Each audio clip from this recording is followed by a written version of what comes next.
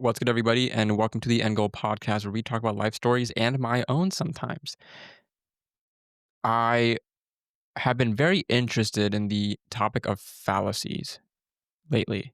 And, the question that was in my head was like, what are all the world's different, what are all the different fallacies of the world?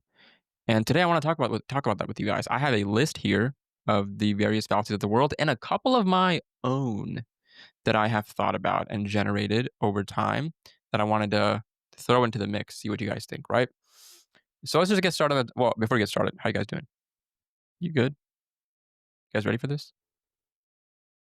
Okay. Also, once again, before I start, don't be a hypochondriac for um, fallacies of life. Do not assume that any of these necessarily apply to you. Okay, this is just for informational purposes. Whenever you hear something, don't assume it immediately applies to you in your situation. Cool? Gucci? Fire. Okay. The first thing, and this is what I call it. Maybe somebody else calls it differently. But the first thing is the first fallacy is a loser's fallacy. This is one that I've generated. And to me, it's the "I'll do it tomorrow" thought. In my experience and opinion, I I've done this, which is and I have called myself a loser in the past. Pushing it off until tomorrow is very easy to do because you don't have to deal with it today. You have nothing else going on today, but you'll do this thing tomorrow. And it's so easy to kick the can down the road, and that's what losers do. Because if you want to win at something, you have to do it now. And you have to do it, right? This is different from the "I did 50% now, I'll do the rest tomorrow." That is not a loser, in my opinion. That is simply somebody who is trying to manage their time maybe efficiently, or maybe they have time and they just don't want to do anyone. They want to do the other 50% tomorrow. But the fact that you did the 50% today, it's more likely that you will do the next 50% tomorrow anyway. The loser's fallacy is "I will do it tomorrow." And we need to get out of that. Growing up, I always was very annoyed by my parents just incessant just do it now idea. Like, and I think maybe this is something with our generation versus the generation above us. But there's so much of like, hey, can you do this thing? And I'll be like, okay, cool, yeah, I'll do it. But they're like, can you do it now? I'm like, I don't feel like doing it now. I'll do it tomorrow. And then tomorrow comes and I still don't do it because I'm like, I'll just do it tomorrow. It doesn't have to. It doesn't need to be done. But I'll do it tomorrow. Such a tricky slope because eventually, when it has to be done, there's so many more things that can go wrong. Right? Growing up for me, it was like, can you vacuum? And also, I'll do it tomorrow. Can you do the dishes? And also, can you empty the dishwasher? I'll do it tomorrow. Can you fold the socks? I'll do it tomorrow. And then they end up doing it because I didn't do it in time. Always a point of contention in the house. My timeline was never on the same beat as my family. Same thing happened with has happened in, like, my marriage life in the past too. So I'm very, very buddy with the loser's fallacy, which is why it came up because it's part of my life. And but this also falls into, like, people who procrastinate, who you don't have a sense of urgency. There's no external pressure forcing you to do anything, and therefore you have no requirements to do it in your own mind. And you're unable to build up the focus to do it because you desire or need external pressure to force you into a state of hypervigilance and urgency to get shit done. And that's like, it's a very slippery slope because, what do you procrastinate the most in life? Or what have you procrastinated the most in life? Exams, homework, essays, etc. And, people will always brag about, man, I can just do that thing at the last minute and bang out an essay in like 30 minutes. It's fine. But I think we disregard the mental toll that plays on us over time because you don't learn time management. You don't develop your own sense of personal urgency or even some sort of like dedication or focus to the craft. You just think It just needs to be done. It doesn't have to be good. It just needs to be done, whatever it is. And I also think it causes some of us to overestimate our abilities. It causes us to think that we are doing things much makes us think we're better than we are because we can bang something out in 30 minutes that if you had done it last week, maybe it had taken you an hour, but maybe it could have been better if it took you an hour instead of 30 minutes, but it didn't matter because it just has to be done. It doesn't have to be good. And listen, I'm gonna still say it. That's how losers think. I'll do it tomorrow. I'll practice tomorrow. Today, I don't have to practice, but I'll practice tomorrow. I'll go work out. I'll start working out tomorrow. I'll go on that run tomorrow. I'll start that business idea tomorrow. Let me enjoy today. Tomorrow comes. Let me enjoy today. I'll do that thing tomorrow. It doesn't really matter as much. I'll do it tomorrow. Don't be a loser. Don't do it tomorrow. Do it today. The gambler's fallacy is very easy, and we've all heard this, right? Um, it's not every single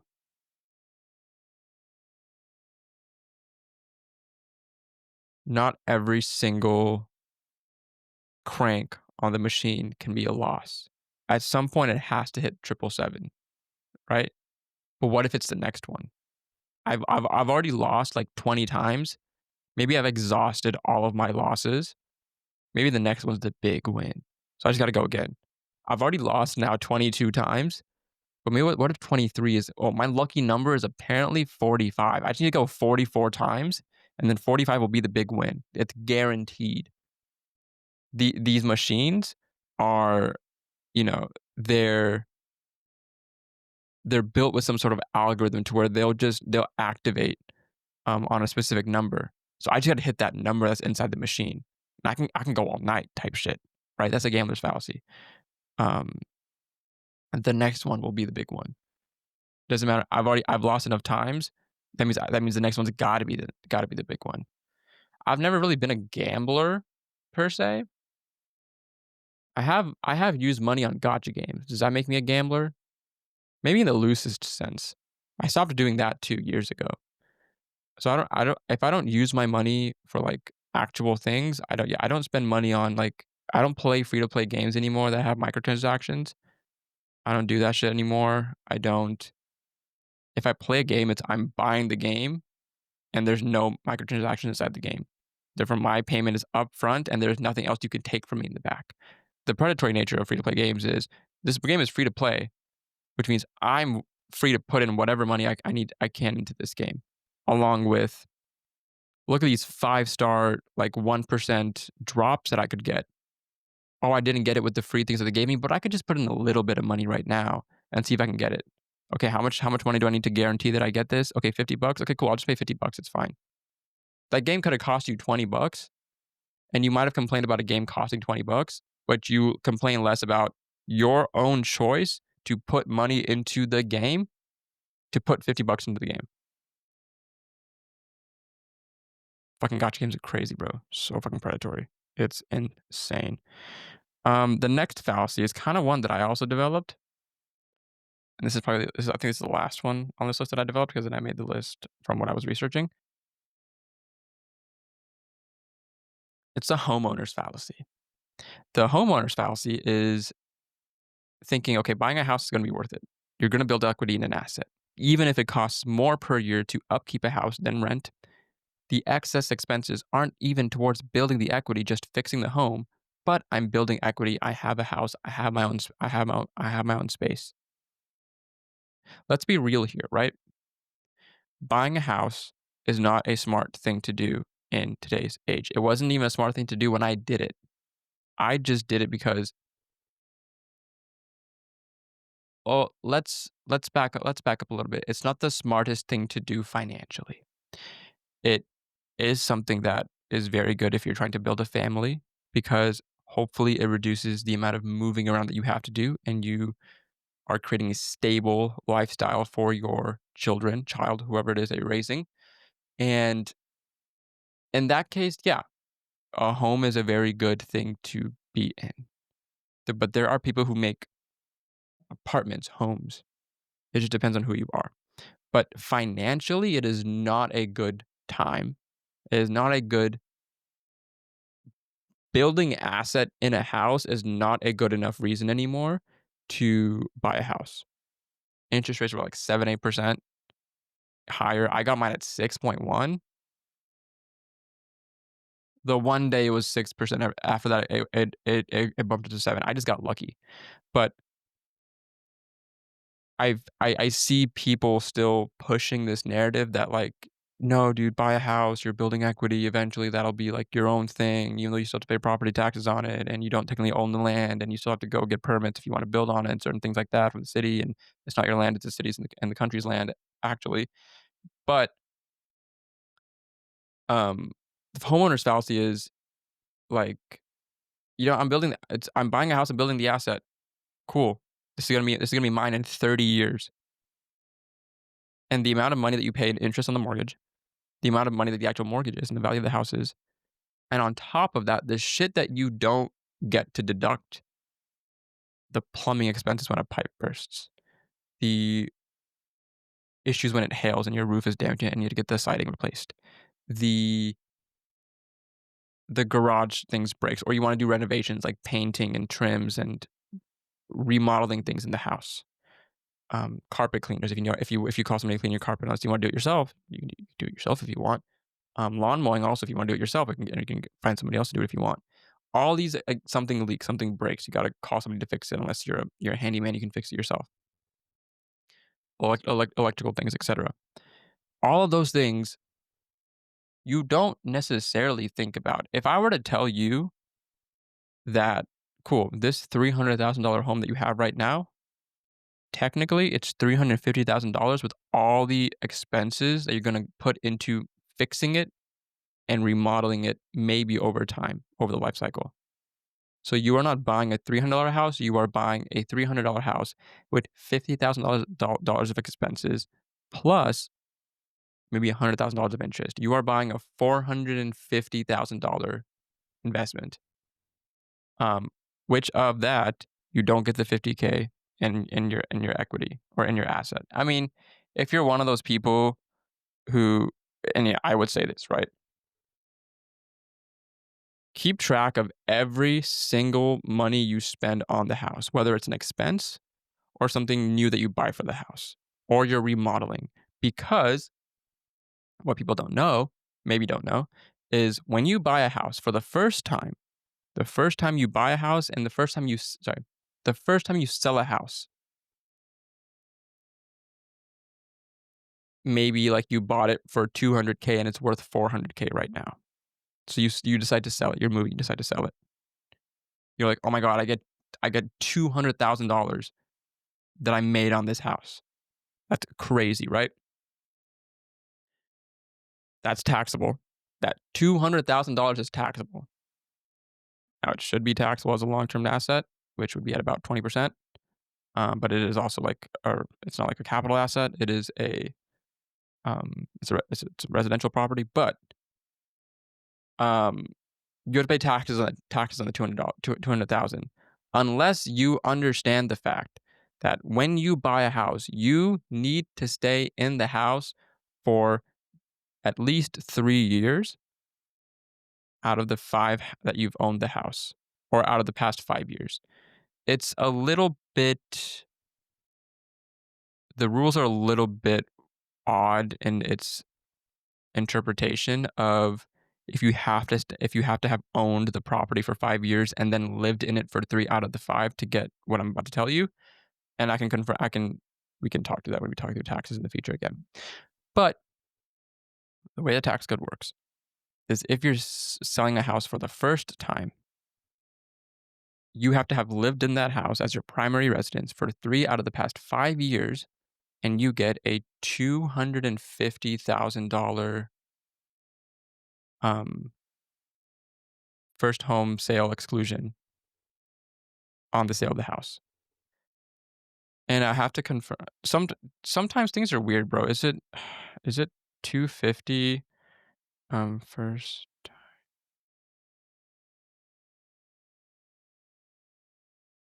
Yeah, it is 250, 500. That's what I was thinking. As a single person, you get 250. As a married couple, you get 500.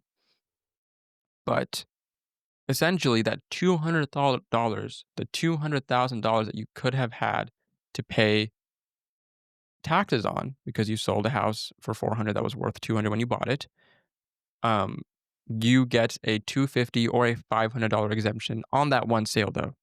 It's not cumulative of multiple sales.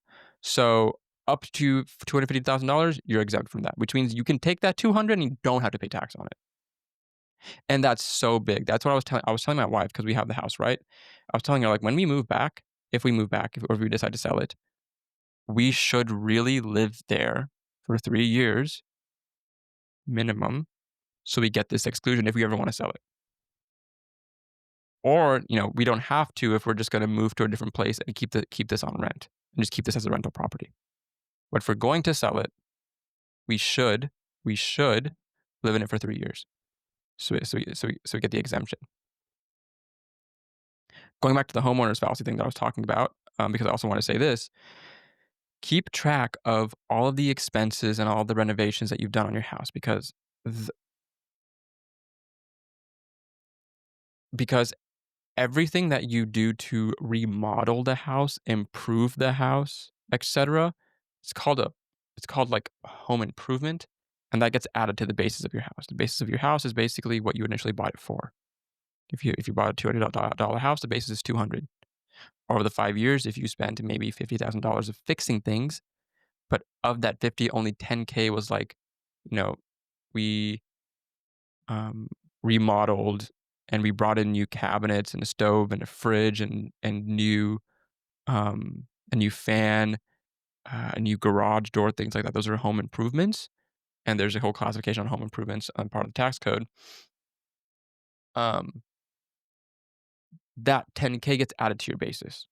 So now your basis in the house is actually $210,000, not just $200,000. So when you go to sell it for $400,000, instead of having a $200,000 gain, you have a $190,000 gain. That is 10K less of taxable gain that you have to pick up if you didn't qualify for the exemption in the first place. So it's very important to track your expenses because in the future they will help you. I promise. I promise you they will help you. It's very important to have that manila folder in your drawer in your closet that lists all the house expenses you've had over the years. And maybe it's categorized by year or type of expense or whatever it is. It's very important that you guys have this, guys. I'm telling you right now, it's very important.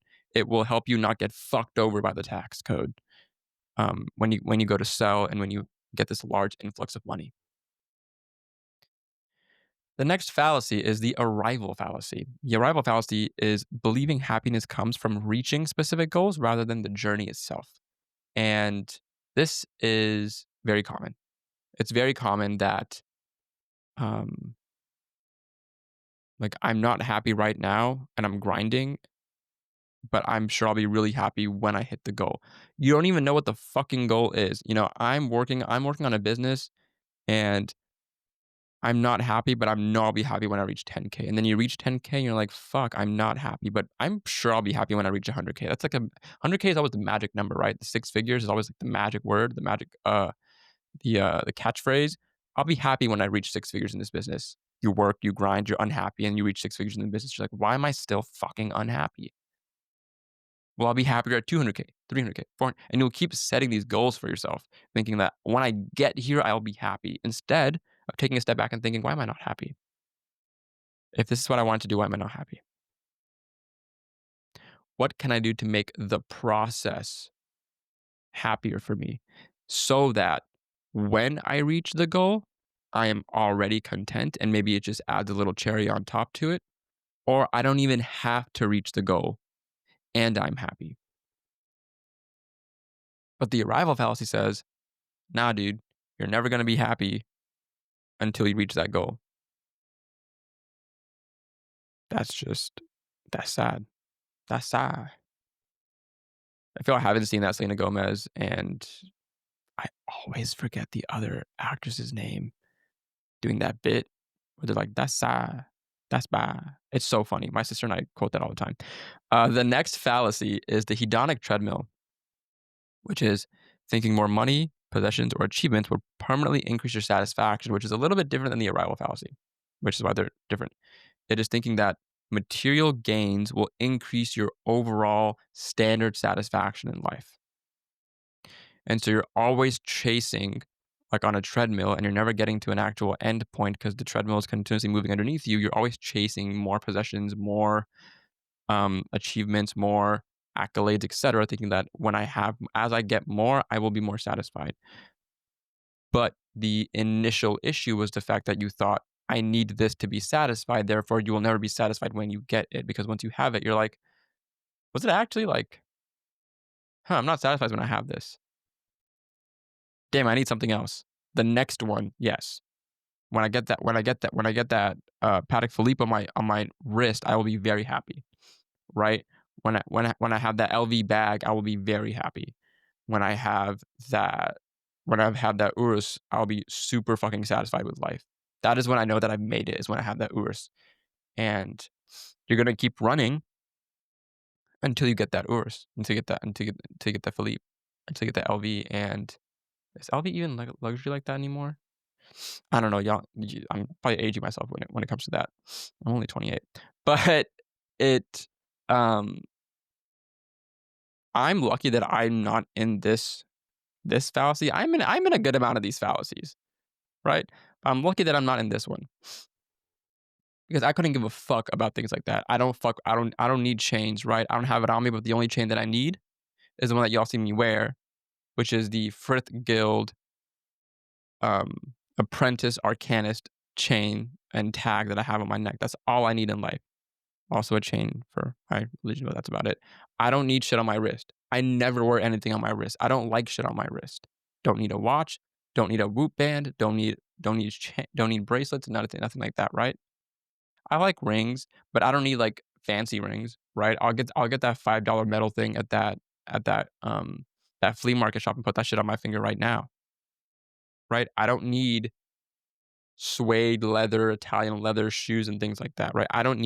I'm just very lucky that I don't need these things to feel satisfied. Um,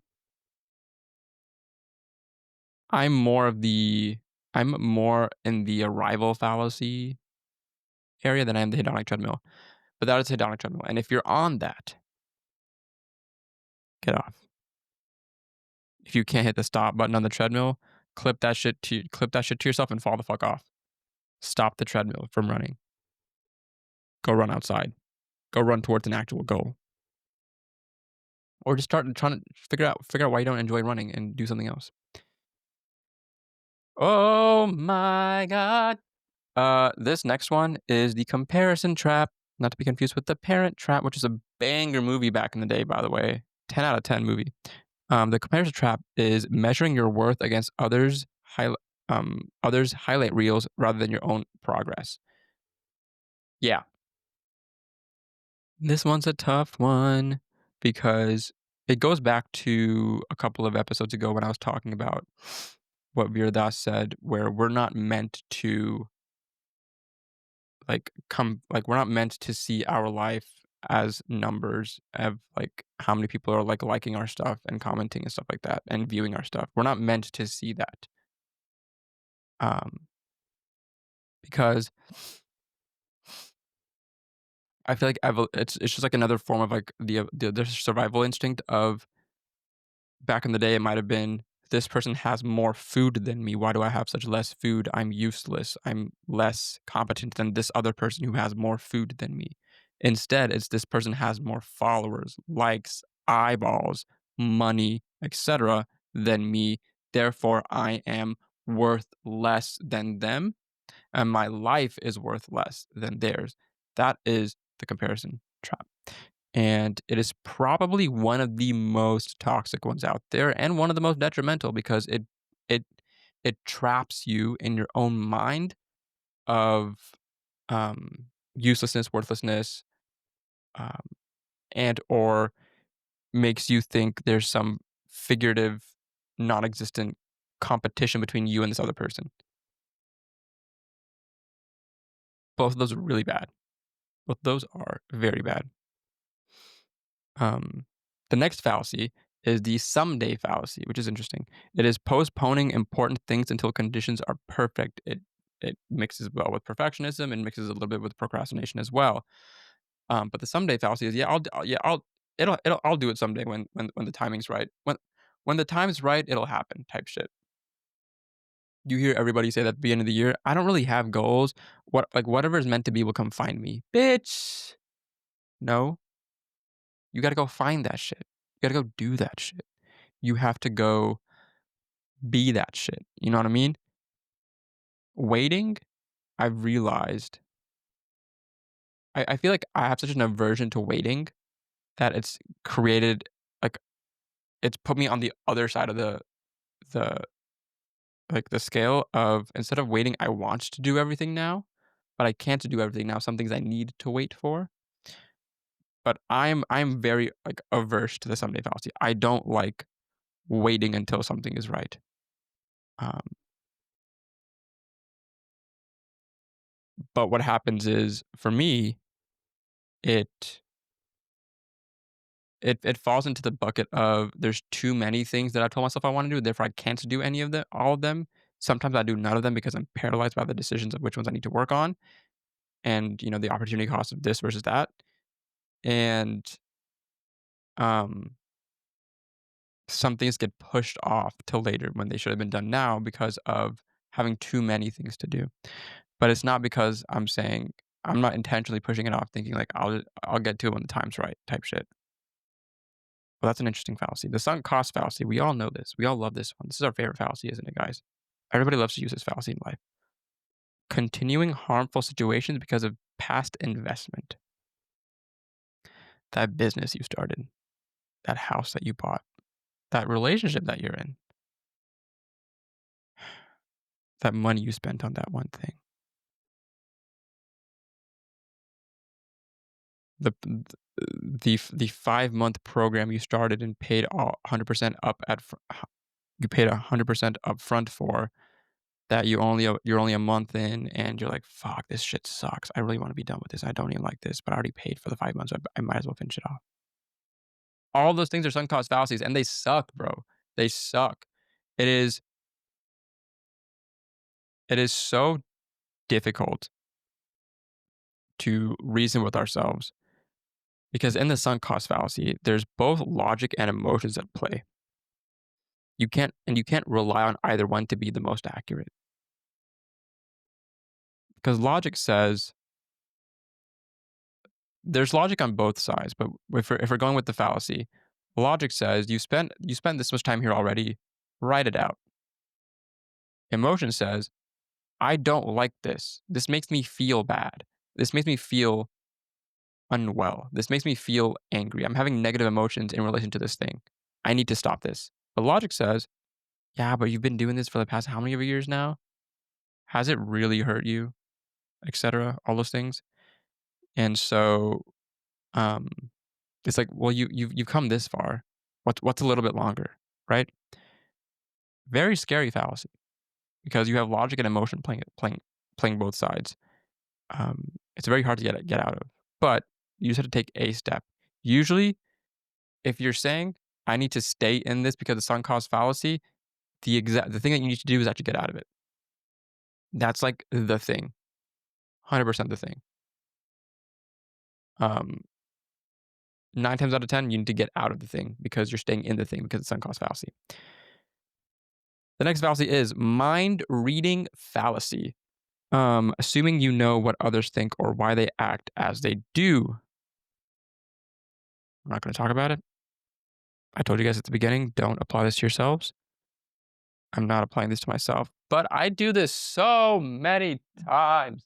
It's crazy. I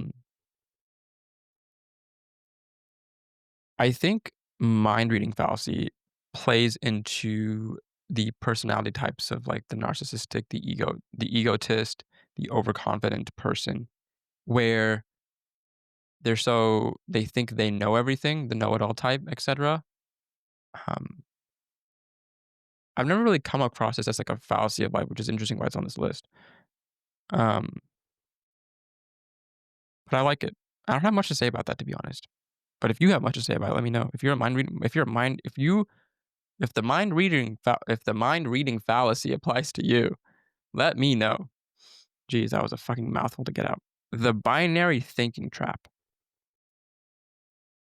Seeing complex issues in simple either or terms, right? Like, I'm either in or I'm out. It's either black or white. It's left and right. It's me or him type shit, right? It's me or her type shit. And while that can alleviate a lot of energy spent ruminating, I think, on the complexity of certain issues, I think trying to distill everything into black and white is just not effective in our day and age, where so many lines are blurred that trying to make it black and white, binary, worsens the overall experience, the idea, the concept, whatever it is, right? Politics. I'm just going to put it out there. Politics is like that. So I think we need to stop trying to make everything ones and zeros, right? You got to have a 0.5 in there.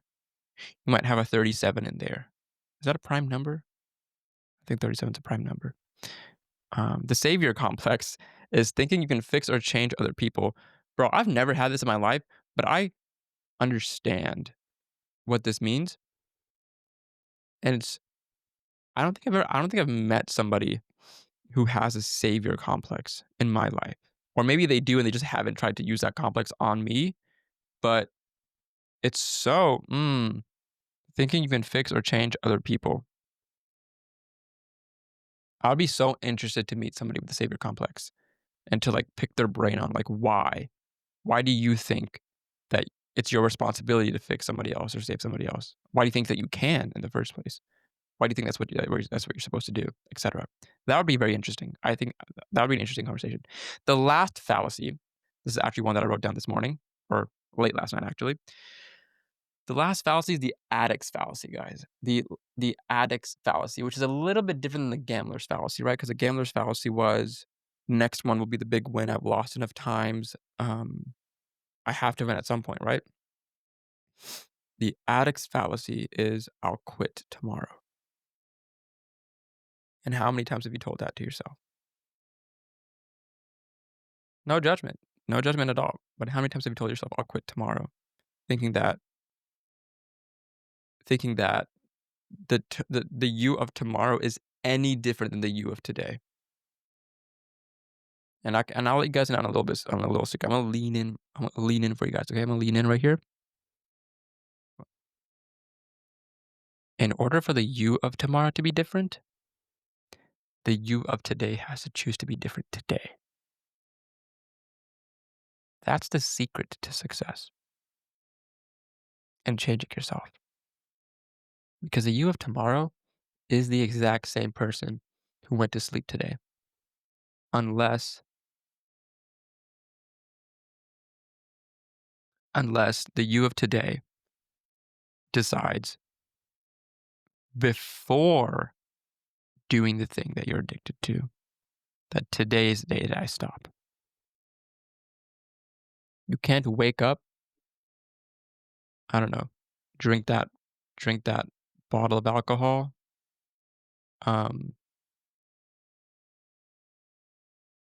smoke that whole pack, masturbate to porn in the morning, and then say, okay, cool, I'm done. I did it the first thing in the morning, therefore I'm done. Tomorrow, the rest of the day, I won't do anything, and then tomorrow, I'm gonna wake up and not do it. How effective has that been in the past? Right? It's not effective at all. You have to choose to make the change today, and then you can 1% expect the you of tomorrow to follow through. Because once again, the you of tomorrow is the exact same person as the you of today. And the you of tomorrow will not change unless the you of today makes the decision to change today. Those were all the fallacies that I wanted to talk about. That was a little short little podcast with you guys. I actually liked walking through all those together. Some of them I didn't know that was a thing, right? The someday, the binary thinking, the mind reading, um, things like that. I'm glad I got to add in a little bit of my own into the mix. If there's other fallacies that I missed, let me know. Like, what do you think is a major fallacy of life? It doesn't have to be your own, but what do you think is a major fallacy of life? Would love to discuss that in the future as well. Uh, Thank you guys for listening thus far. If you enjoyed it, leave a like, a comment, rate me on Spotify, preferably a 4 to 5. But if it's a 1 to 2, I get it. I get it. Just let me know why then. Send it to somebody who you think would enjoy this podcast, enjoy what we do here, and I will catch you guys later on the next episode. Peace.